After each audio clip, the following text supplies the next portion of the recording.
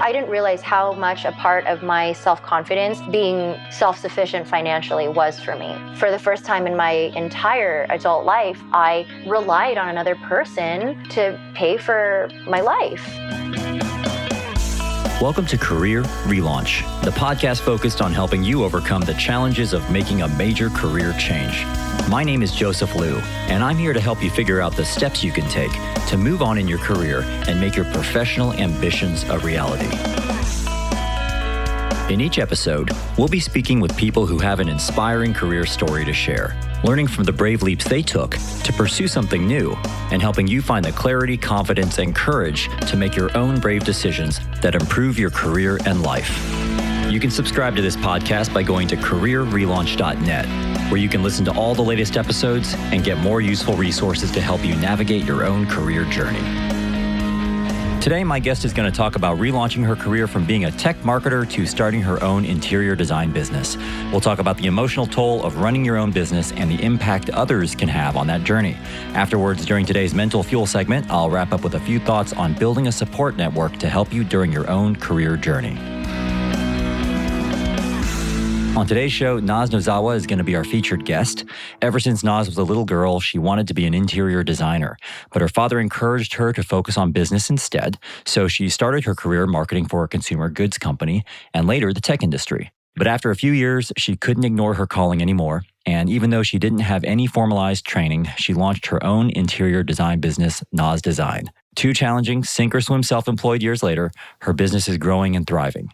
Noz is going to share a really brave, honest account of what she went through to get where she is now. She spoke with me from San Francisco.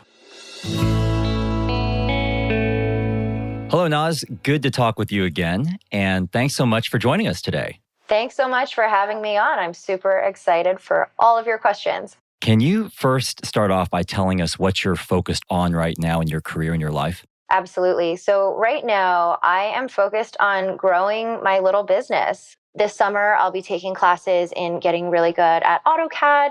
I'm also this summer going to be looking for an intern, so that'll be my first person that works with me. I'm also potentially considering another side project where I would be restoring junked up, ratty old chairs and giving them new life in really bold and surprising fabrics to represent how you really don't have to be beholden to any particular type of style. Very cool. So it sounds like your business is going well and you're doing a little bit of hiring and you've even got some side projects going here. So it sounds like you've got a lot going on. I was wondering if you could just take us back to the time before you launched Noz Design. What were you up to and what were you working on? Well, before the interior design business came about, I actually was in a completely different space of internet tech marketing. I went to school for business, focused in marketing. That was undergrad, and came out of that in a marketing career, went from consumer packaged goods to the tech industry. I made the transition several years ago and thought that was it. I felt like the culture was faster paced. People were more willing to take risks and make mistakes. But it was probably just over 2 years ago that I started to get really itchy and realize that I wasn't still fulfilled. There was just so much more that I wanted to do. And I kept rationalizing why I didn't need to be in interior design in order to love it and have a passion. And my career pays for my passion. Like this way I can afford to shop for new decor and renovate and whatever. So the first moment when I realized that this full-time career in marketing is not where it's at was when I got caught at work doing an interior design concept for a friend of mine instead of the thing I was supposed to be doing. It just all kind of became exceedingly clear from there that I needed to do something more than I was doing. And one of the things that struck me, Noz, when we were speaking a few months ago was that you actually knew from the point you were really young that you wanted to go into interior design. Is that right? Oh, yeah. I was obsessed. There were so many times when I was younger and so much less afraid of needing to make money or needing to be realistic or whatever else it is. Before all of that came in to cloud my vision, like I knew. When I was 5 years old, I would play with Legos, and the only thing that I would ever make was houses. I only made houses, and I put little wall partitions in, and I became very adamant about the proper way to construct Lego walls so that they wouldn't fall down. And I would get really upset that there weren't thinner pieces so that I could make more realistic chairs and toilets. It was out of control. And my dad was a general contractor and a real estate broker. So he kind of owned the full vertical of property development in Los Angeles. And even he saw it, but he was actually kind of the person to discourage it. Why did he discourage it? My dad was born super poor to Japanese immigrants in 1922, and they went through the Great Depression and they went through World War II, and the family was interned where we lost everything and had to build the businesses back up after that. So with all the struggle that my dad and his family went through when he was a kid, I think the last thing he wanted was for me to sign up for a life of struggle. And to him, an easy life, a good life, meant having a career where you didn't work very hard, you didn't stress too much about anything because you always had a paycheck coming.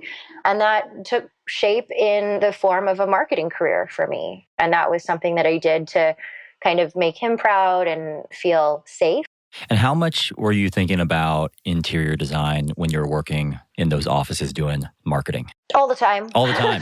How did you deal with that? My apartments, I would just spend a lot of time thinking about how to decorate, redecorate, paint, repaint, furnish, whatever, any home that I lived in at the time. I spent a lot of time reading magazines and convincing myself that I didn't have to follow my passion for interior design in order to have it and maintain it and cherish it.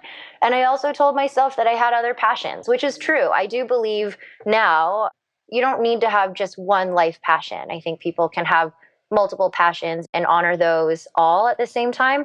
It was easy enough to tell myself interior design is my passion at home or on the side. That's what I do on weekends. I would peek around inside of open houses on Sundays and really fancy parts of San Francisco. I could do that, but I could also really care about and enjoy and be passionate about my marketing career. And that's kind of what I told myself until I couldn't anymore. And when you couldn't anymore, can you take us through the decision-making process you went through there? The one where you ultimately decided you couldn't juggle the two anymore and you had to kind of either leap in or not pursue it at all? Oh, yeah. I mean, my brain was in such tumult at that time. For one, I discovered I didn't really like having a boss, which was funny for me to have discovered. I'm pretty insubordinate and very overly independent and still not have put the pieces together for so long that what I need to do is not go into the interior design career with I need to go back to school was one of the paths that I had gone down at some point. Or I need to figure out how I can start entry level at a firm that will hire me for my raw talent and passion. And then eventually I can make that into an interior design. I don't know why it didn't occur to me for so long. Hey, you don't do well with bosses. You should maybe start your own business. But eventually I got there. But that was one of the things, was realizing I'm terrible with orders. I'm terrible with having a boss. I think the other biggest thing was that I started to realize that I cared more about actually doing something with interior design. I cared more about thinking about it than I cared about the marketing stuff that I was doing. I was most recently, before I set out to do this, working at a tech startup that was actually in interior design, architecture, etc. It was Houzz, Houzz. Yeah, their whole business model is about bringing technology, social media, and online powerhouse tools to the residential building and home improvement industry. So on the regular, I was directly adjacent to helping figure out tools or marketing opportunities or educational opportunities for interior designers, architects, general contractors, tile installers, pillow makers, all the people that I would be working with as an interior designer. I already got to work with them. So I got about as close as I think I could have in a marketing career to this industry. And when that wasn't enough, and it increasingly was not enough, that was when I was like, you know what, let me just be honest with myself here. I don't want to work with interior designers. I want to be an interior designer. And one of the things you mentioned was the formalized training. I hear this question a lot from people who are trying to make a switch into a new career that builds on one of their passions. I've got to go back to school for it, or I don't know if I have enough time or money to do the formalized training. So you chose not to pursue the formalized training route. Right. How did you think through that, whether or not you needed that in order to make the leap? I actually continued to think about it and doubt whether I needed to go back for formal training even after I made the leap. At the time when I was making the leap, what I had decided was I have met so many interior designers through my job at House, so many of whom never did go to school for it and were able to find workarounds or believed fully that they didn't need it.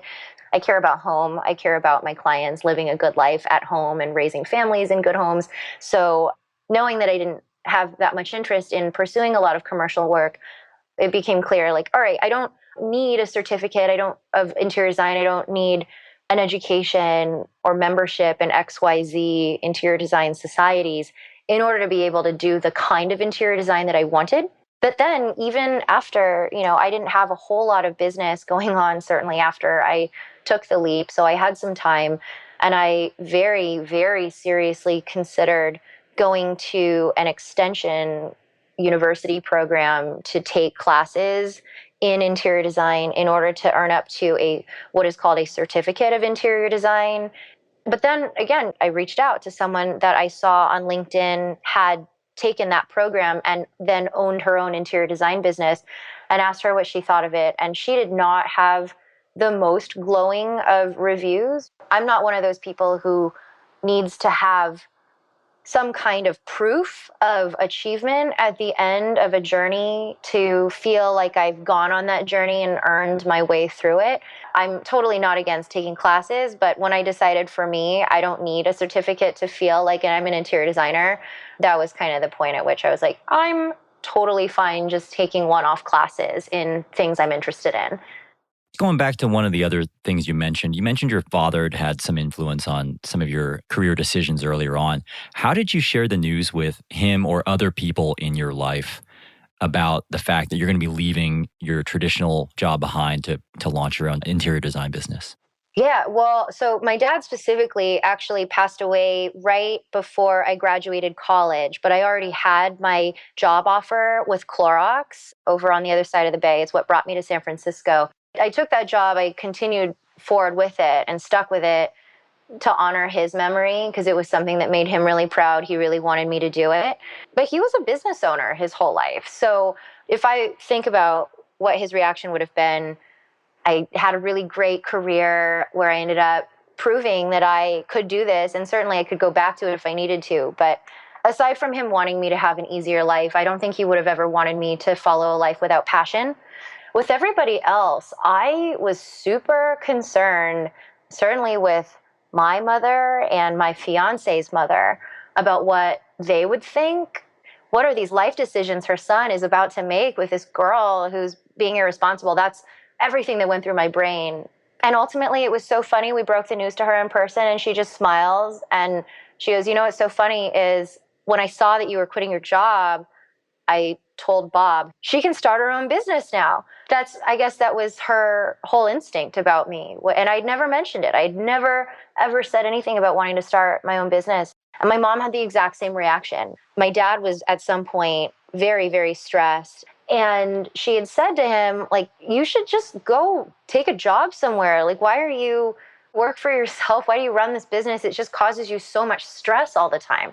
And he said to her, and then she told me this, I would much rather do this and live with this kind of stress than ever for another day in my life have to work for somebody else. She basically, in that one sentence, in that one story, made clear that she knew that I was always meant to work for myself. I was really lucky. It wasn't the way that I thought things would go. I have Asian parents and immigrant parents within 1 or 2 generations of me. It went over really well. And all my other friends were just like, oh, thank God. She'll stop complaining about work finally. Right. Was there anything else surprising about this transition for you? A lot of things have been really surprising. When you're operating on inertia and you are operating on just the sheer momentum of the leap, to me, I found that it was very invigorating and refreshing and renewing and exciting. And I got so much done so quickly after I took the leap. Figure out a logo, develop my business cards, set the website up, take pictures of my place so that I could have some kind of a portfolio, like all this stuff. And then when that momentum wears off, because it inevitably does, that for me was the big surprise. Like that was the part that was hard. How quickly did that come for you? A few months in. And what was that like to go through one of those dips? That was the darkest time. When I finally quit my job and set off on my own, I was distracted by all the excitement of setting up the business, that when things came to a lull, I realized finally like how much I needed to recover from mentally and emotionally from the business. So that was really dark. Like I had no idea that I was capable of being super depressed. Was it the trajectory of the business, or was it something personally as a business owner that you were struggling with?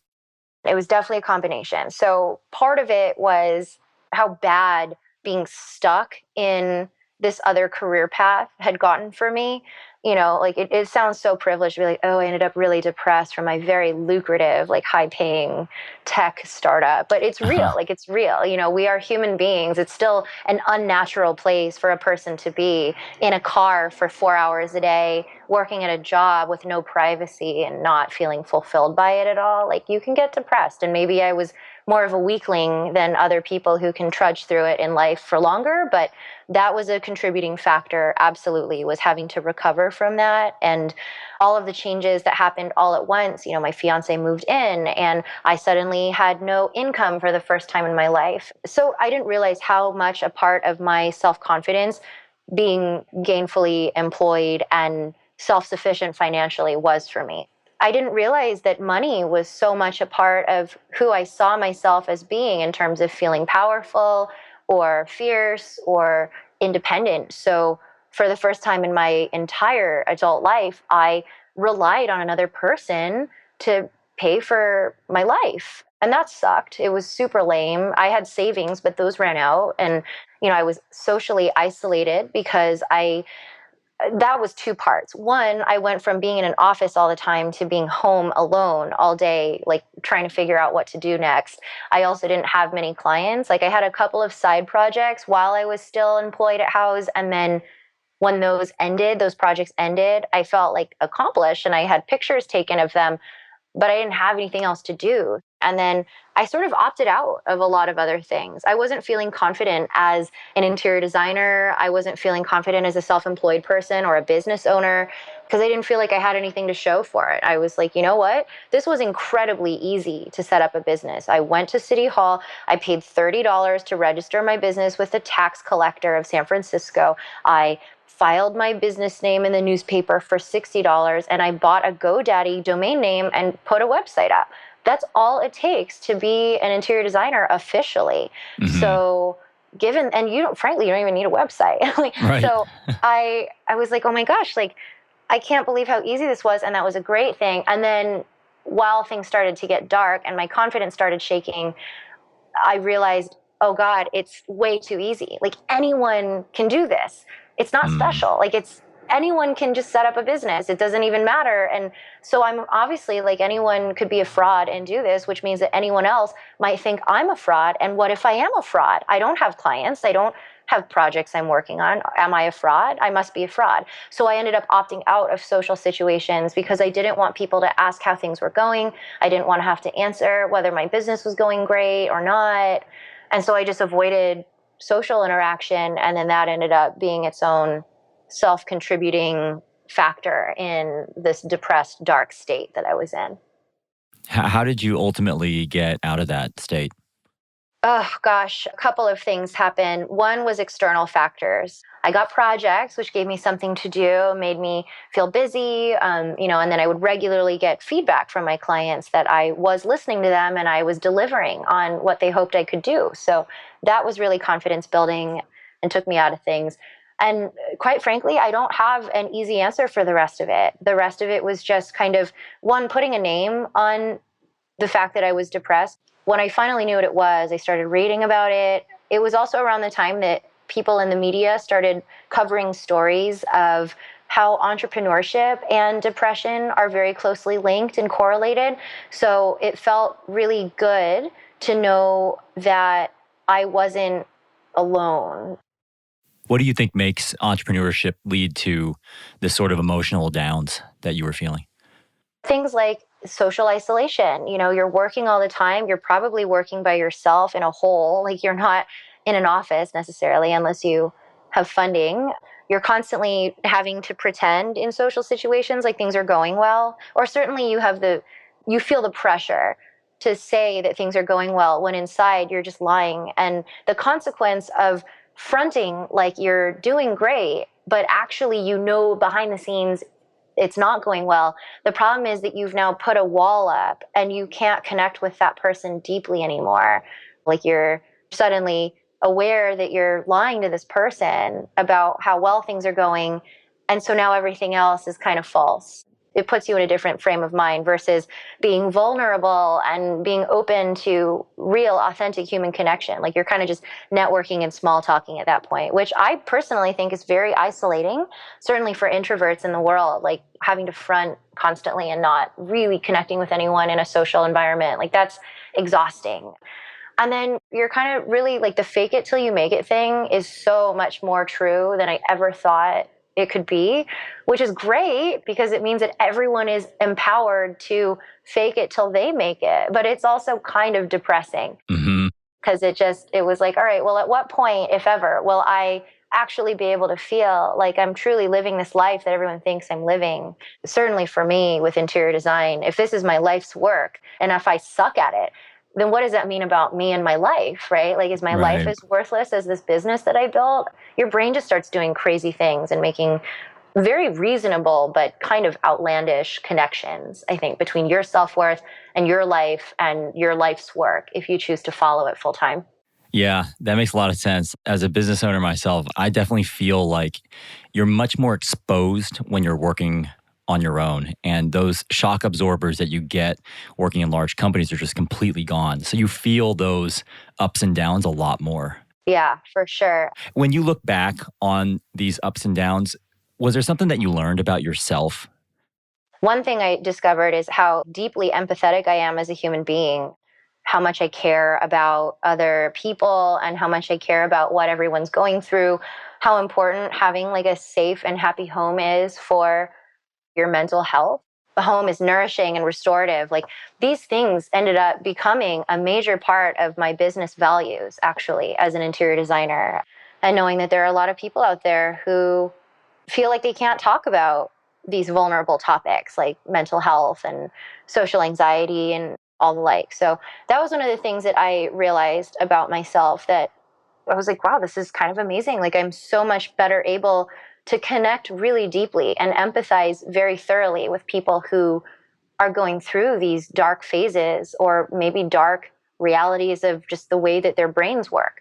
And then the other one, which was more obvious, I guess, is the fact that I'm able to come out of it gave me a lot of self-worth and confidence. And if there's somebody else out there who is on the cusp of thinking about launching their own business or pursuing their passion full time and turning it into a business, do you have any advice for that person? Yes. One, do it. just do it. And two, talk to a lot of people and people that you might not already know. I realized through the process of trying to find people to talk to that I didn't have anyone to have as a mentor or a person to get advice from. If you've spent your entire career working in an office with other people, there's a very good chance that every other coworker that you're surrounded with has only ever worked in an office with other people. It's not as likely that you know people in your professional network that have done what you might want to do. But there are small business owners and business owners everywhere looking to help out and share their stories, because every single person who has set off to do their own thing has gone through it. It's not easy for anyone. Right, definitely. I think every business owner, even if they're super, super busy, if you reach out with interest in understanding what it's been like for them or pitfalls they should watch out for, reach out. The worst thing that happens is you don't get a response. And if you don't get a response, don't take it personally. it's probably just that they're busy or they didn't see it. They literally didn't see it. I didn't realize how few people outside of the like office tech marketing world use LinkedIn. Like nobody uses LinkedIn regularly in this space. If that's the only way that you reach out to them, there's a good chance that they might not see it, and it's nothing personal. Well, that's great advice, Noz. I can tell you that as an introvert myself, I definitely have a tendency to reflect way too much on my own or try to figure everything out by myself. So I definitely feel like following your advice on reaching out and having a couple conversations can be so much more clarifying. So along those lines, if people want to connect with you or learn more about your interior design, can you tell us where they can go and also just give us a quick snapshot of the projects you're focused on right now? Yeah, absolutely. So folks can find me at Noz Nozawa if you want to see some of my social stuff, and it'll all link back to my website. But my focus is in residential design. I care so much about making sure that people have a space that is healing and restorative to come back to at the end of a long day of work. And one of the things that I've realized coming out of that is that I have the opportunity to do more for people who would never be my clients. So I actually, as of last year, decided that a good portion of my proceeds annually will go to a local women's shelter in San Francisco where they take in child and women and trans survivors of domestic violence and human trafficking and give them a temporary safe haven to call home while they get back on their feet and figure out what home means. Amazing. It's brought so much more meaning to the work that I do. But, for me to be able to have such the privilege, the incredible and immense privilege of spending my day doing something that's self-actualizing and meaningful to me, why would I not share that? Why would I not share this incredible privilege and do pro bono work for shelters and share the living that I've been able to make with people who have so much less and deserve so much more than they were given in this life? Well, Noz, that's really inspiring to hear. And thanks so much for talking with us about your life as an interior designer, not only how you made the decision to start your business, but also some of the emotional struggles that a lot of business owners deal with, but don't always talk about. So thank you so much for being so honest. It's also great to hear you're not only living out your own dream, but also helping other people create comfortable homes for themselves and also giving back to the community there in San Francisco, which is so important. Thank you so much. I have had a blast. This has been really cool. And I hope that if anyone's listening who's connecting at all with some of the things that I've said I've gone through, like by all means, reach out anytime. So I hope you enjoyed hearing Noz's thoughts on the emotional impact of starting your own business, perceptions of self-worth, and the meaning of home. Now it's time to wrap up with today's Mental Fuel, where I'll be sharing my own thoughts on the importance of developing a support network during your career journey. This is the part of the show called Mental Fuel, where I finish the show with a brief personal story related to one of the topics we covered today, and then I'll wrap up with a simple challenge for you to help you move forward with your own career change goals. So for today's Mental Fuel, I'm going to leave you with a few closing thoughts on one of the ideas Noz touched on, the importance of reaching out and connecting with people. Then I'll finish by sharing a free resource you can use to help you expand your own professional support network. So like I said earlier in today's conversation, I'm an introvert, which doesn't mean that I don't like people, but just means that I feel really energized when I'm doing stuff on my own. So when it comes to dealing with issues or working through a problem, whether it's related to my business or my personal life, I have this tendency of bunkering in and putting my head down and just trying to figure out everything by myself. So I'll give you an example. When I left the corporate world to launch my own business, I did a lot of reflection and planning and reading articles or researching stuff on my own, which probably wasn't the most efficient way to do things. And looking back on it, I wasn't always reaching out for a few reasons. One, just because it required more effort. Two, it felt a little less natural to me. And three, quite honestly, it was just because of pride. Sometimes I just didn't really want to admit that I needed help, or I was afraid it might make it seem like I was lost. But when I did reach out to people, it made a huge difference. So just as an example, instead of trying to figure out all the tax nuances of running my own business, I reached out to a tax expert who clarified things for me after a 1-hour conversation. More importantly, just even on an emotional level, I found it really helpful to just connect with other people who have changed career directions themselves. One event I've been to in London and Vancouver is called Creative Mornings, which attracts a really interesting audience of professionals. And I just enjoy socializing at those events. Sometimes just connecting with other people who have stepped off the beaten path makes me feel less alone. And that gives me confidence, which also can give me some useful ideas and inspiration that I can take back to my own business. So I'm sharing all this to illustrate the importance of creating some sort of support network for yourself.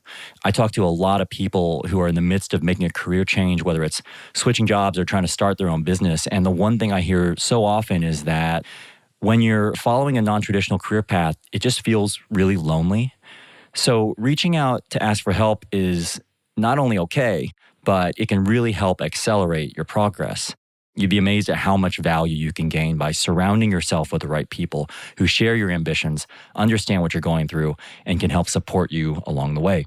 There's a great quote by Jim Rohn that really helped shape my thinking on this topic and definitely had an impact on the types of people I decided to surround myself with. And he said, "You are the average of the 5 people you spend the most time with." So I'd encourage you to surround yourself with the people you admire, the people doing the things you want to do, and the people living the life you want to live. So my challenge to you is to reach out to someone new this week, but not just anyone. Reach out to someone whose career is in a place where you want to take yours, or to someone who's successfully tackled the challenge you're wrestling with right now. Who's one relevant person you could contact who may be able to provide a new perspective to help you clarify what to do next? If you need some help brainstorming how you can find these people, you can download a free worksheet I created to help you do this at careerrelaunch.net/episode 6, where you can also find a summary of the key ideas and links mentioned today. While you're there, you can subscribe to the show or leave me a comment or question. That's careerrelaunch.net/episode 6. Also, if you're looking for a support network, we've got a growing Facebook community for people navigating career change at facebook.com/careerrelaunch. So I'd love for you to check it out. And that's another place where you can go to share your story, ask a question, or just connect with some fellow listeners. Thanks so much for listening to this episode of Career Relaunch, and a special thanks again to Noz Nozawa for joining us today. I'm Joseph Liu, and I'll see you next time.